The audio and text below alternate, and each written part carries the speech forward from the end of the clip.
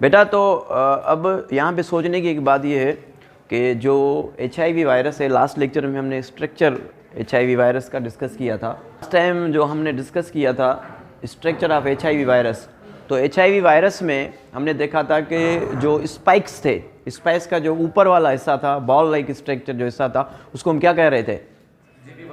GP120 GP120 कह रहे थे। तो ये जो GP120 है, इसका रिसेप्टर हमारी बॉडी में ब्लड के अंदर किसके पास है? टी हेल्पर सेल के पास। तभी ये टी हेल्पर को ही अटैक करते हैं। किसको?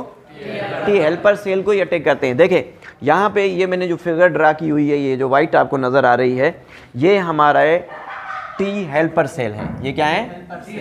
टी हेल्पर सेल, जिनको T4 सेल भी कहते हैं। क्या कहते हैं?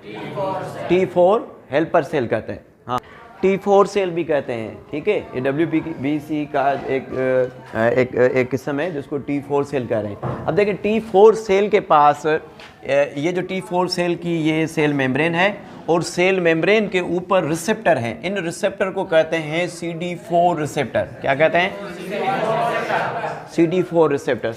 CD की मीनिंग है क्लस्टर ऑफ डिफरेंशिएटिंग। क्या नाम है, क्या मतलब है? Cluster of differentiating. अब ये जो क्लस्टर ऑफ डिफरेंशिएटिंग है, जिसको हम CD4 प्रोटीन कह रहे हैं, ये CD4 प्रोटीन किसके पास है? T4 सेल के पास है। किसके पास? T4। HIV जो वायरस है, जब एंटर हो जाता है ब्लड के अंदर, ब्लड से घूम के जब ये अटैक करेगा, अटैक किस पे करेगा? टी हेल्पर सेल पे। टी हेल्पर सेल पे जब ये अटैक करेगा और उसके बाद इसकी लाइफ साइकिल कैसे जो है ये अपने नंबर्स को बढ़ाएगा। अब हम डिस्कस करेंगे लाइफ साइकिल के बारे में कि जो HIV वायरस है उसकी लाइफ साइकिल जो है क्या है और लाइफ साइकिल उसकी कैसे फंक्शन करती है। ठीक है, तो अब हम डिस्कस करेंगे life cycle of the HIV, human immuno deficiency virus. ये 12 स्टेप्स हैं। वन स्टेप को, एक स्टेप को हम समझने की कोशिश करेंगे इस पिक्चर के थ्रू। किस पिक्चर के थ्रू? इस पिक्चर के थ्रू। नंबर 1 जो है लैंडिंग, या इसको अटैचमेंट, या इसको एड्सॉर्प्शन भी कहते हैं। क्या कहते हैं? एड्सॉर्प्शन। ठीक है, अब देखें इस पिक्चर में अगर आप देखेंगे तो ये वायरस है, ये HIV है। क्या है बेटा? ये HIV है। और ये जो HIV के ये वाला जो बल्जिंग एरिया है, इसको हम कह रहे हैं GP120। क्या कह रहे हैं? GP120। ठीक है, या इसको स्पाइक्स कहते हैं। क्या कहते हैं? स्पाइक्स कहते हैं। ये जो स्पाइक्स हैं या GP ग्लाइकोप्रोटीन 120 है, ये आके बाइंड होता है किसके साथ? किसके साथ? CD4 प्रोटीन के साथ। किसके साथ हो रहा है? CD4 प्रोटीन के साथ ये अटैच हो रहा है। ठीक है, तो पहले स्टेज को हम कह रहे हैं लैंडिंग कर रहे हैं या एड्सॉर्प्शन कर रहे हैं। Adsorption means attachment. एक एब्जॉर्प्शन होता है, एक एड्सॉर्प्शन होता है। एब्जॉर्प्शन मीन्स जज़ब हो जाना, एड्सॉर्प्शन मीन्स अटैच होना। तो यहाँ पे वायरस की अटैचमेंट हो रही है। तो फर्स्ट स्टेज पे वायरस अटैच हुआ है। फर्स्ट स्टेप पे वायरस अटैच हुआ है। उसके बाद ये देखें नंबर 1 मैंने लगाया हुआ है, वहाँ पे भी नंबर 1 क्या है? पेनिट्रेशन, सॉरी लैंडिंग, अटैचमेंट या एड्सॉर्प्शन। नंबर 2 पे क्या है? पेनिट्रेशन। देखें नंबर 2 पे पेनिट्रेशन इस पे पूरा का पूरा कैप्सिड होता है। लास्ट टाइम मैंने स्ट्रक्चर बताया था ना कि इन्वेलोप होता है और अंदर जो है कॉनिकल शेप इसका कैप्सिड होता है, और कैप्सिड के अंदर 2 इसके RNA होते हैं। कितने RNA होते हैं? 2 RNA होते हैं। तो देखें बैक्टीरियोफेज में जब अटैक बैक्टीरिया पे, जब बैक्टीरियोफेज वायरस अटैक कर रहा था, तो तब क्या हो रहा था कि जो बैक्टीरियोफेज वायरस है वो जस्ट अपना DNA इंजेक्ट कर रहा था। याद होगा आपको, ऐसे ही था ना? मगर यहाँ पे क्या हो रहा है? पूरा का पूरा कैप्सिड अंदर जा रहा है। सेल के अंदर पूरा का पूरा कैप्सिड अंदर जा रहा है। तो नंबर 2 क्या है? पेनिट्रेशन है। पेनिट्रेशन पूरे कैप्सिड की हो गई, ये नंबर 2 है। नंबर 3 क्या है स्टेप? बताएं। ब्रेक डाउन ऑफ, नंबर 3 बताएं ना? Reverse transcription. अब देखें बेटा, नॉर्मल ट्रांसक्रिप्शन में क्या होता है कि जो DNA है, नॉर्मल ट्रांसक्रिप्शन में DNA से बनता है क्या? RNA बनता है। क्या बनता है? RNA बनता है। मगर ये क्या है? रिवर्स ट्रांसक्रिप्शन है। क्या है ये?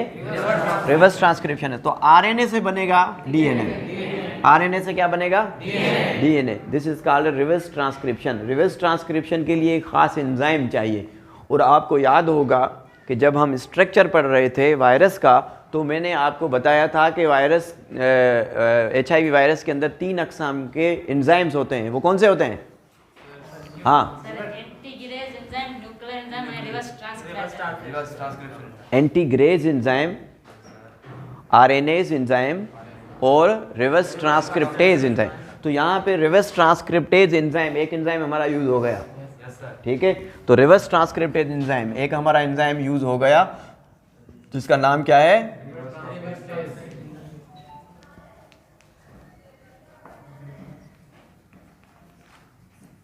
Reverse transcriptase enzyme. इसने आरएनए से क्या बना दिया? डीएनए। ये डीएनए, ये जो डीएनए सी मैंने लिखा है, सी का मतलब है कंप्लीमेंट्री। क्या? कंप्लीमेंट्री। तो ये बन गया कंप्लीमेंट्री डीएनए। क्या बन गया? Complementary DNA. डीएनए का आपको पता है डीऑक्सीराइबो न्यूक्लिक एसिड।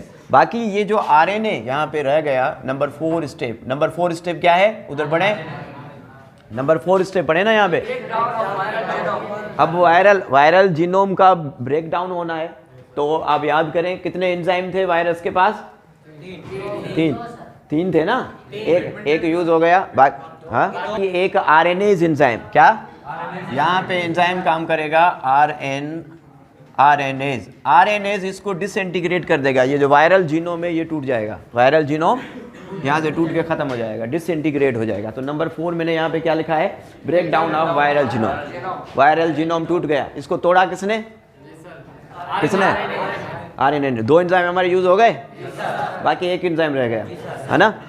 उसके बाद ये जो कंप्लीमेंट्री डीएनए है, कंप्लीमेंट्री डीएनए से, अच्छा ये सिंगल स्ट्रैंडेड कंप्लीमेंट्री डीएनए है। ये क्या है? सिंगल स्ट्रैंडेड कंप्लीमेंट्री डीएनए है। ये जो सिंगल स्ट्रैंडेड कंप्लीमेंट्री डीएनए है, ऐसे करके लिखा है ना मैंने। Single stranded complementary DNA change हो जाएगा किसमें? Double stranded complementary DNA. Double stranded. पहले ये एक स्ट्रैंड है, इस पे एक स्ट्रैंड है ना, अब दो स्ट्रैंड हो गए। कितने स्ट्रैंड हो गए? 2। तो नंबर 5 स्टेप क्या है? Replication of single stranded complementary DNA into double stranded complementary DNA. समझ गए बात को? अब समझ में बात आ गई कि एसएस का मतलब क्या है? Single stranded. सिंगल स्ट्रैंडेड एक ही है, और यहाँ पे डबल स्ट्रैंडेड है, ठीक है। सब समझ रहे हैं बात को? उसके बाद ये जो 5वां ये जो स्टेप है, उसके बाद 6ठा स्टेप इसकी इंटीग्रेशन होगी। इंटीग्रेशन समझते हैं? 6ठा यहाँ पे मैंने क्या लिखा है? इंटीग्रेशन। अब जो तीसरा एंजाइम है, कौन सा एंजाइम? Integrase enzyme. यहाँ पे इंटीग्रेज एंजाइम काम करेगा। एंटीग्रेज एंजाइम इसको इंटीग्रेट करवाएगा, इंटीग्रेशन करवाएगा। ये जो डीएनए है, ये न्यूक्लियस किसका है? ये T सेल का न्यूक्लियस है। किसका? T4 सेल का न्यूक्लियस है। इसके अंदर डीएनए आ जाएगा, और डीएनए जब इसके अंदर आएगा तो ये जो T4 का डीएनए है इसके साथ इनकॉर्पोरेट करेगा। क्या करेगा? इसके साथ मिक्स हो जाएगा। ये जो येलो कलर का नजर आया, ये वायरस का डीएनए है, ठीक है। अब ये जो डीएनए वायरस का है, ये कहलाएगा प्रो वायरस। क्या कहलाएगा? Pro virus. तो यहाँ पे 7वें में मैंने क्या लिखा है? Pro virus. तो प्रो वायरस बन गया। जब वायरस का डीएनए जो टी हेल्पर सेल के डीएनए से मिला तो क्या बन गया? Pro virus. क्या बना? Pro virus. 8वां जो है, 8वां और 9वां दोनों साथ हैं। उसमें क्या है? Transcription of viral double stranded complementary DNA pro virus. अब देखें यहाँ से क्या होगा कि एक तो ये जो जीनोम है किसका? आरएनए ये बनेगा, और दूसरा इससे बनेगा जो ये मैसेंजर आरएनए। क्या बनेगा? Messenger RNA. ये जो मैसेंजर आरएनए है, ये मैसेंजर आरएनए आगे चल के प्रोटीन बनाएंगे, ठीक है।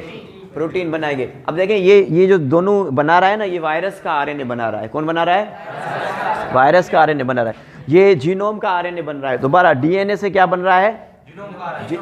डीएनए से जीनोम बन रहा है वायरस का। किसका बन रहा है? वायरस का जीनोम बना है। और यहाँ पे जो प्रोटीन, ये मैसेंजर आरएनए जो बन रहा है, इस वायरस के डीएनए से मैसेंजर आरएनए बन रहा है। ये मैसेंजर आरएनए राइबोसोम इस्तेमाल करेगा किसके? T4 सेल के। किसके? T4 सेल के। और स्ट्रक्चरल प्रोटीन बनेगी, यहाँ पे बड़ी बड़ी प्रोटीन बनेगी। क्या बनेगी? बड़ी बड़ी प्रोटीन बनेगी। और यहाँ पे एक एंजाइम, प्रोटीएज एंजाइम, इस बड़ी बड़ी प्रोटीन को तोड़ेगा और छोटे छोटे यूनिट्स में लाएगा और उससे जो है आगे चल के इसका कैप्सिड बनेगा। ये वाला कैप्सिड क्या बनेगा? कैप्सिड बन जाएगा किसका? वायरस का। और यहाँ से आरएनए बन गया।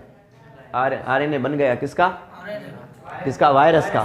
वायरस का आरएनए बन गया। उसके बाद अगर आप देखेंगे, ये जो मैंने 10वां लिखा है, बायोसिंथेसिस ऑफ वायरल प्रोटीन, ये बायोसिंथेसिस हो गई वायरल प्रोटीन की, ठीक है। और 11वें में लिखा है मैच्योरेशन और असेंबली। असेंबली मीन्स मिलना।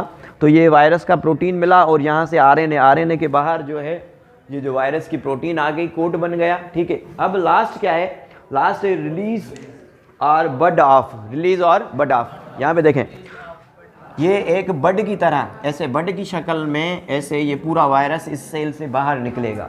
जैसे हमने बैक्टीरियोफेज वायरस में देखा था कि बैक्टीरिया से जब बैक्टीरियोफेज वायरस निकल रहे थे तो बैक्टीरिया टूट रहा था, फट रहा था, मगर इसमें सेल फटेगा नहीं।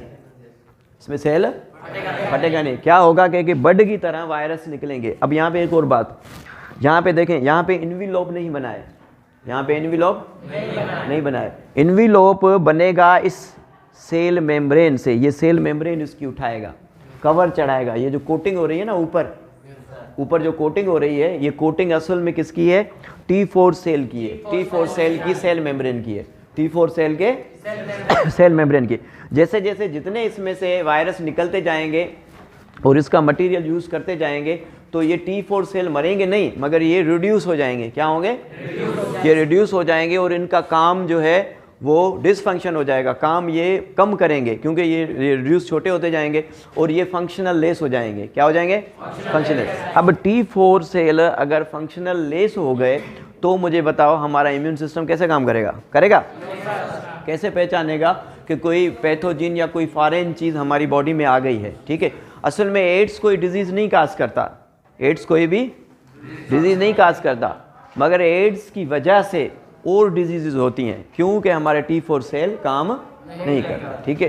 तो आज हमने पढ़ा है एड्स के बारे में। हमने कहा कि acquired immuno deficiency virus syndrome, और सिंड्रोम हम उसको कहते हैं जिसमें जो है मल्टीपल डिजीज़ हो और उसका रीज़न क्या हो?